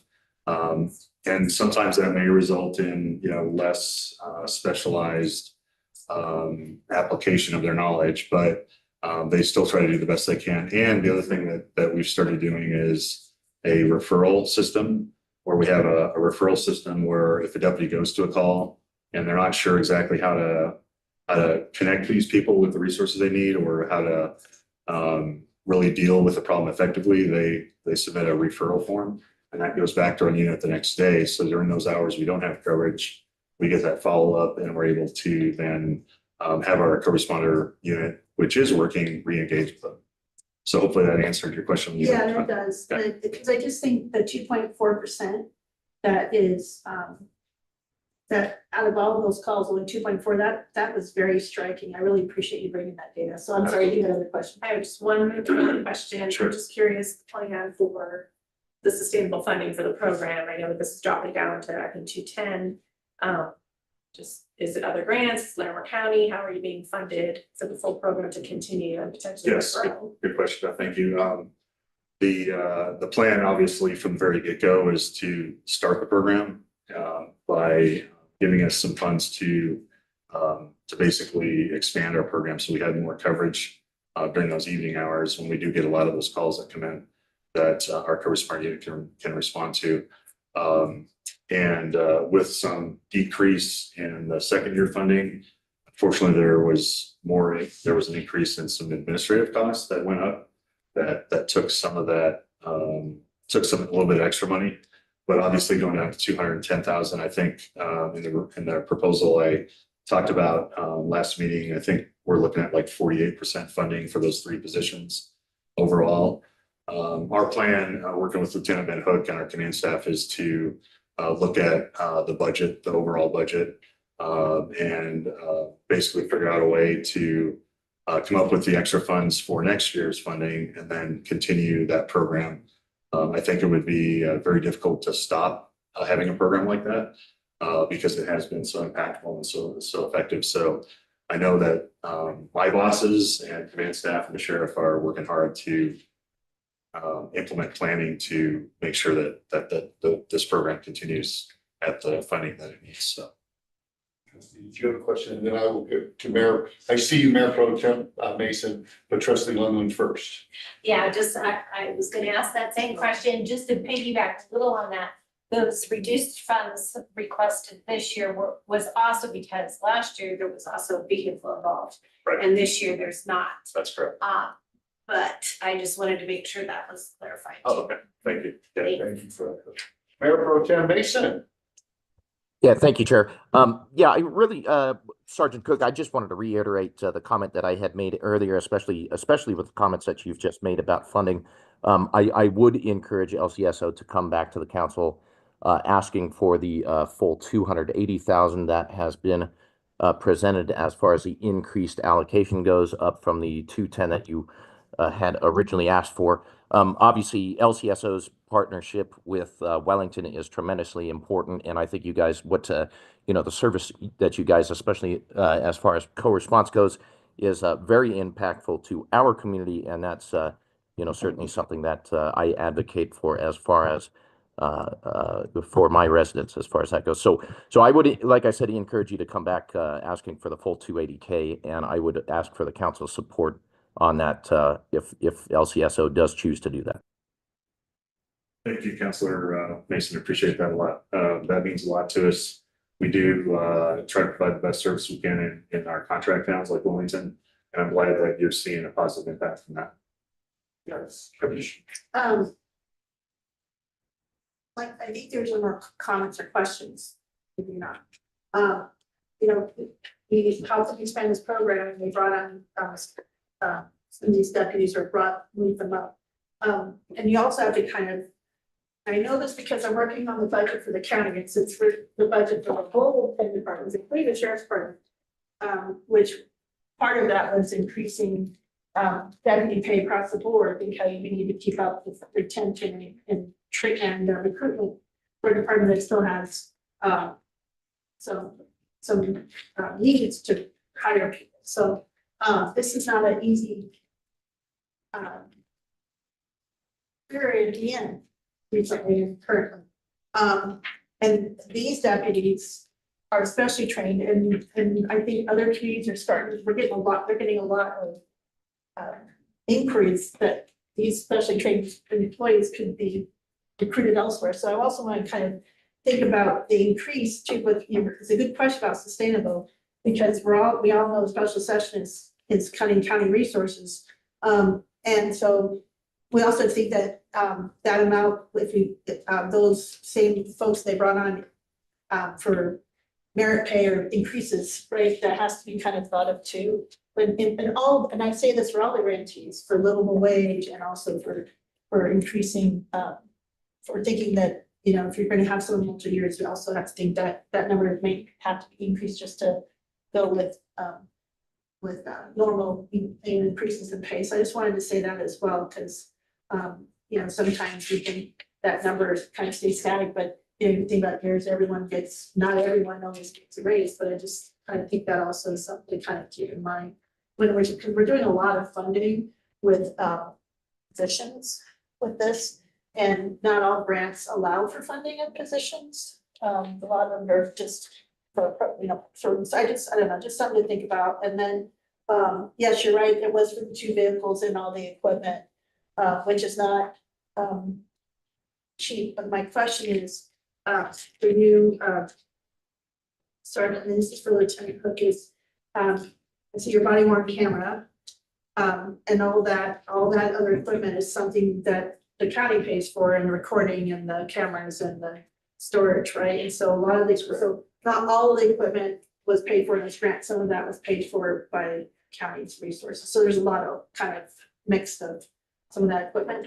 Yes, that's correct. And I think the other part is like like I've explained before, we had to get pretty creative to come up with funds to expand our unit. So a lot of it came from the support that we received from the Regional Opioid Abatement Council. I'm very thankful and grateful for that. And then other support came from Lamar County Behavioral Health Services. And then some of it came from the tax increase to build Longview, which helped us add those clinician pieces as well. So just having one piece of it can be not as effective, obviously. So we need kind of all the funding that we can get from different areas and different sometimes creative ways, grants like the ROAC grant in order to make it all work. So it's not an easy task, as you guys know, and especially sifting through a lot of these great proposals that we've heard as part of the council, but it is something that we definitely rely on, and we'll continue to be as creative as we can to make sure that the program continues. So I have one last question. I happen to have some of the latest data of this building since I'm on the chair of the policy council. And worked so hard to see this thing come through. And I know some of the main avenues for getting folks here is to the co-responder unit. And it looks like we're getting probably hit 6,000 patients in a year. And the youth percentage went up to 14% of that. So have you seen an increase since you've had a few months under development coming to this facility? Have you seen an increase in calls? And has this been a good avenue to take someone to versus an ER or another facility? Yeah, and I think in answer to your call, I guess I would say anecdotally, I can say without all the numbers in my head right now that there is an increased need that's present, especially with youths. And that's where our YCRT program in Thompson School District has been so effective. And unfortunately, even though Longview does the best it can with juveniles, it's not a juvenile treatment center. So hopefully that additional juvenile treatment center gets built, down the road, hopefully in the next few years, because there's definitely a need in our community for it. And then I think like any new program or new facility, there's always going to be little glitches that come up. So we've had those glitches come up, and we've had those issues, and not everybody being on the same page. But I think we're really getting to a point where we're working closely together with the people here at Longview, Dr. Brooks and her staff, to really have a good working relationship. And the number of concerning incidents has gone way down since we've really worked on trying to address some of those. So it's been a huge benefit. One of the things that I mentioned maybe in my first presentation to the RIAC Council was my whole career, I was told there was going to be a detox center in Lamar County, and it only took 30 years to actually have it, but it's finally here. So it's a great resource for us.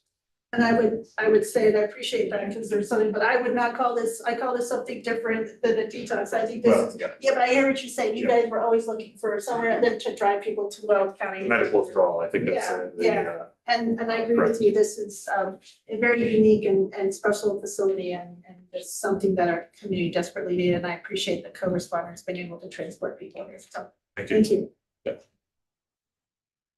Any other questions for our research? Thanks for your time. I appreciate Thank it. you. Okay. Next guy on the list is Colorado Health Network. There it goes.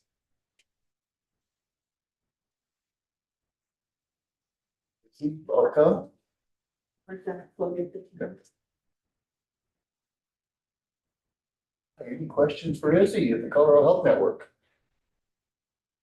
First, I do guys. My only question is, we had, to maintain the 210, and then an addition of 75, 91, 67, specific, there were, I think, 3 positions. Were they, I believe? Yeah, I'll actually pass this on to Danielle. She's our Director of Behavioral Health and Wellness. And my question around those, if you can fill in the blank that I left out, but also, could you prioritize those? So if we couldn't fund all of them, what would be the most needed? 100%. Yeah, I'm Danielle Ellis again. Nice to meet you.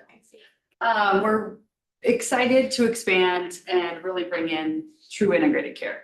So we can loop in that behavioral health component and allow those seeking additional support to gather that. It's been something we've been dreaming about for a very long time. So this is the opportunity. Yes, we can totally organize based on priority. We would want to ensure the services expansion could happen to behavioral health. So priority one would be to make sure we can have the categories around preventing misuse. So we could hire. We need to hire what we're calling an integrated clinical care coordinator that would be able to provide those services. That would be priority one. That's what we don't have. Currently, we had piloted, we told you about a little bit with interns. That would be number one, would be to hire that. The other expansion into the leadership category outside of that, that is our wellness program, which is, as we know, the research is there. We know that if our staff are well taken care of, then they can really be intentional to better support our participants, clients, and patients. So we want to support them, but that would be the next priority is our wellness benefits. We want to be able to bring that to this region, as we told you last month, that we have that in our other regions around the state. Really looking for it. We have some great data coming in about increasing compassion, satisfaction, reducing burnout and secondary trauma. But again, we would want to prioritize the services to our participants, number one. And then treatment and recovery is also expansion. There are some incentives we have with that program, as well as professional development. And those I would say would be in our last category, would be in the supplies piece for incentives. And the last priority would be, again, providing that professional development. We want highly trained, highly prepared staff, but that would be lowest on the list for us. So I hope that helps. The trouble is we do have a little crossover in those categories, and so we can help by submitting something in writing or whatever would make sense. Izzy and I have been talking a lot about it. Yeah. I think that might really help. Yeah, we have it tidy on a spreadsheet, and we'd be happy to share whatever makes sense for you all. Yes. Yeah. Perfect. Yeah. Can do. Yeah. And my other question was just, and you may have had this somewhere else, I just don't remember, where else do you usually get your funding? Is there grants? Is there, do you have, just curious about your long-term sustainability and where you get your funding from? Absolutely. So we are grant funded. Our grant writer has some pretty good success rates though. So yay for Melissa. Grateful for her. We're currently funded under the Harm Reduction Grant Fund in partnership and subcontracted with Stone Health actually. And so they do fund half of our efforts within the prevention team. And so that primarily covers all of our, or half of our staffing. This grant covers all of the harm reduction supplies necessary to actually implement the services though. Yeah. You covered mine. Yeah, you covered mine too. Okay, you go. Yeah. I don't have any questions either, so thank you. Thank you for the breakdown. Appreciate your great Yes. work in the community. Awesome. And that Thank you. breakdown would be great. Yeah. Excellent. Thank you. Take care. All right, we do have 11 minutes before 4 and Northern Colorado Health Alliance. We got that right there, MJ. You are not the network, you are the alliance. We are the alliance, yeah. And so My folks apologies will for call the- it the alliance, and that makes it easy. Brain freeze. Yeah, all of the orgs in the region have a similar or same name. That's what we know. Yeah. What questions can I answer for you? I would like to go back to that little sustainability. Yeah. Because, yeah, it's gonna run out, so can Absolutely. you speak about that? Yeah, so we're looking at a couple of different strategies to support sustainability of staff over time, because that's gonna be one of the bigger areas that we see expenses that are tied to these grants. And so actually I've been working across our organization and teams to identify where could we actually do a blending of FTE and thereby save the community X number of dollars, the organization X number of dollars. And so that's actually happening right now, is figuring out a full-blown organizational restructure, actually. Now, we want to do that diligently. Oh, thank you. And I'm not one who usually gets the feedback that I'm not talking loud enough, so that's new. But with that, identifying across our teams, where are our shared outcomes that we're pursuing with staff in separate structures, and so to that end, streamlining more effectively. So that's on the docket right now. We're doing that very diligently to make sure we're not in a space of supplanting. And so know that with those changes, we would come back to the council and say, hey, we might need a budget revision here. So we'll keep you informed as we make those moves. But excited to see that happening in our organization. Additionally, given the changes in payment structure at the state, we're also looking at ways in which we could potentially bill for some of the services that we're providing. And so doing that, work with a consultant outside of the organization to assess our EHR, make sure it's actually something that we can bill out of, what services we could actually be pursuing funds from the state level as a way to support long-term sustainability of structure. Additionally, we write a lot of grants. And so I've been looking throughout the course of this last year to identify ways in which we can sustain from a granting structure as well. But we did work to make sure we were reducing our request of the council, knowing that the funds are doing this over time. Kind of along that line, I was wondering, and this is really for everyone, but just it came now because you've been a grant recipient from the beginning, same as others, and yeah, the expectation was to go down. But within these categories, there could be new or different programs or something that are being done that I think, even though like it could be NCHA, knowing that we have an increasing amount of money in 2025, maybe could do X that would kickstart something. I would still welcome those kinds of that kind of thinking if it's out there. I think that would be okay. And I don't know about the rest of the council, but I'm just thinking of, could there be? I'm just trying to plant the seed. Could there be other things that we haven't been able to find out with this increased funding? And in this area, we thought it's a high priority. Are there things that we're not doing right now that we can get started, seed funding or something for to get people started from 2025? Yeah, I would say at the state level, there have been some changes to funding structures that allow for naloxone access in community, and naloxone and overdose prevention and opioids all play together in the same sandbox. To that end, there is a new bulk fund prioritization structure, and organizations that were previously receiving naloxone through the state bulk fund purchase grant are not necessarily in the same priority area as they have historically. Fortunately, since we do work directly with folks who are in active use and treatment and recovery, we're still in that high prioritization area. But we are seeing requests from other organizations that are maybe in a high priority, but not essential priority, coming to us and saying, hey, can we have some naloxone? Well, our amount has also decreased. And so I would say to the council, it would be a good use of funds to do some purchasing of naloxone for community-based distribution as well. That was part of my question. Yeah. Because I heard that before. And so like as a council, there's two questions here. So as a council, I was already thinking about this. Do we purchase at this this rate and then have it, because it can last up for a while.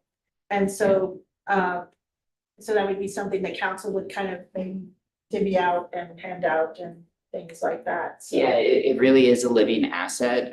There's obviously an expiration on any medication that's stamped on the box. It will tell you that the FDA just expanded that expiration 4 years beyond the stamp that's on the box, which I'd love to see. And research actually shows 10 to 30 years beyond expiration, having really robust efficacy. And so it is a living resource, quite literally, and we really advise folks to hold on to their kits beyond expiration. Even if they're not, I think it's even studies of showing a hot card. Yeah. So the next question is, you have, a comment that I had put in, that you had surpassed your goals, just blown them out of the water for 1 year, 1 and 2. Yeah. And on track for, all of that. So that's great. And we're talking about sustainability. So how, it's great to surpass goals, but I would say maybe a rethinking of a different goal or a different level or something that is thinking way long-term to kind of really plant that garden to have that sustainability going forward. Yeah, I think that kind of goes back to the work of the data working group, but really working with the council to identify what are the outcomes that you do want to measure so that we can, as grantees, support the achievement of that measurement. And so I'm happy to align our goals with those outcomes. That said, from the care coordination standpoint, the FTE can only support so many humans effectively, right? We don't want to be a mile wide and an inch deep, but rather support robust whole person health as part of that process. And so I would be hesitant to push that measure too far and not be able to support it with the FTE allocated. Great point, thank you. That's all I have. Just to follow on the naloxone, is it something, I don't see the ROAC actually distributing. So would it be something we could purchase and then, through a contract with NCHA or others, can we do it that way? Well, my thought was we purchase it and hand it to the health department to store and hand out to. So that it's not, so that it's not a grantee, but that was my thought was. I'm sorry. No. But I was thinking we purchase and then just like the mask or something, maybe, that's what I would thought, because that's the usual part of getting it. Then we're not having one grantee trying to work the other, then it's kind of a, I don't know, I'm sorry, I was just thinking out loud, but I was thinking, oh, that might work for the health department. I've been involved in a few conversations statewide because LCDHE, Laramie County Health Department of Health Environment is a member of the bulk pledge, so we get it. LCDHE gets it at a rate $10 cheaper. Yeah. So it does make sense that the health department would buy that funds through the ROAC and then distribute it to partners. That would save quite a bit of money, I think, when you're buying them at. Yeah, I mean, if you think back to our count just from the 6-month report, we were in the 8,000 range. And so if you're buying them at $35 in comparison to 45, that adds up really quickly of how many kids you can actually make impact with. That's, well, that, I. No, you were right on the right I was like, track. oh, Right? Yeah, Tom and I have chatted about that. And Mr. John Voss has been involved in it as well, so yes. Well, thank you. Any other questions? We are at time, well, 2 more minutes or 3. So here, what we've got, my thoughts are, we've got our next meeting, December 5th. That's a meeting that goes 2 to 5, so 3 hours with a break. We made sure to get that in there.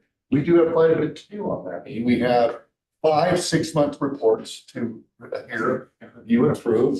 And we still have 7 more agent organizations we have questions with. But nonetheless, we've got 3 hours. So my proposal would be to continue this conversation. We can add the 3 proposals that we've heard today in here, so we have it visually. Continue this conversation as well as get our 5 6-month reports out of the way as well in December 5th. Yes. Sorry. Mr. Chair, I recommend that we spend a little bit of our administrative funding to provide some drinks or snacks, since it does 3 hours, just some healthy snacks, just something not tremendously hard for Liz, something simple, but just, just for someone like me that probably is gonna need, so I can focus. I'm gonna need like 4 of these. I do appreciate that healthy snacks part from public health. But yes, we can absolutely make that. Right? Do you really think we're gonna be able to succeed in that agenda? I'm sorry. Given that much of things to cover, I'm not sure we'll still get it done. We'll do our best, but I'm with you. Yeah. I'd like to propose that we let our people who are bringing forward proposals know when we're gonna do that section. So, and I actually think we ought to do it kind of at the beginning. For beginning? Yeah, so if we can like start off at the beginning after other stuff we have to do, and then figure out, limit ourselves on time, and be as efficient as possible on those. We can get those done because I think that will help us get to the next. And I don't know how long how many did you say? There's 5. 6 month reports. Was usually we give 15 minutes or 10 minutes. 10 minutes typically. So we keep that within an hour, maybe that's the last hour. Yeah. So we could- And then middle hour, we can really. The first 2 hours, yeah. And then just let them know that they don't have, maybe those, they don't just like to come to the last or something. You know, that's a great idea. Yes. Does others agree with that approach? Yes. Yeah. Yeah, okay. We can absolutely work that in the agenda. I think that's great. That's not- I appreciate that. Any other thoughts on December 5th to make that run as efficiently and effectively as possible? I will do myself too, just make sure I'm reading and coming prepared and ready to do. It will be a big package. She'll have 5 6 month report, and our grantees are very, very good at the reporting, so we Yeah. appreciate that. We're very, very thorough. Great. Yeah. Any other further comments for the good of the matter?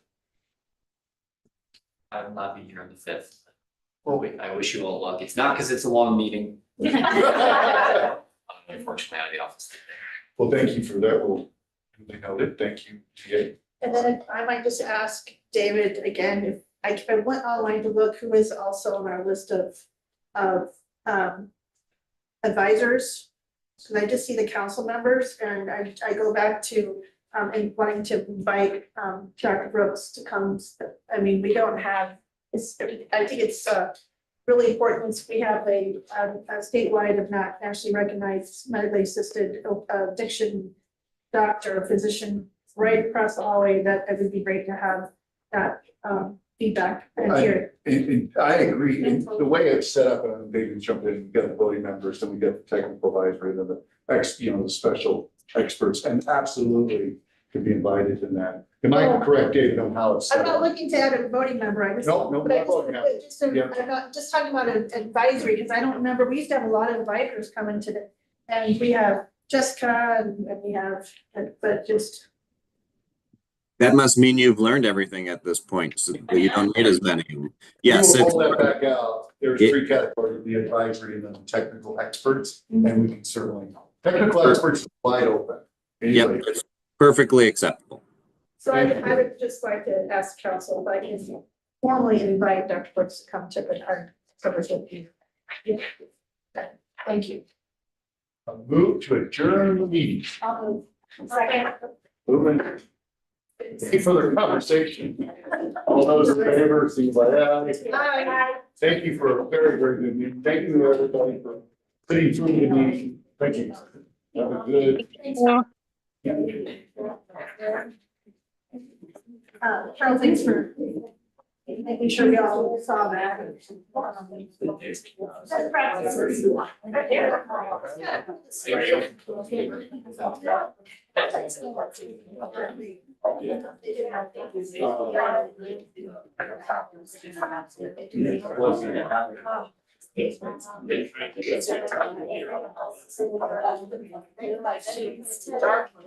Yeah.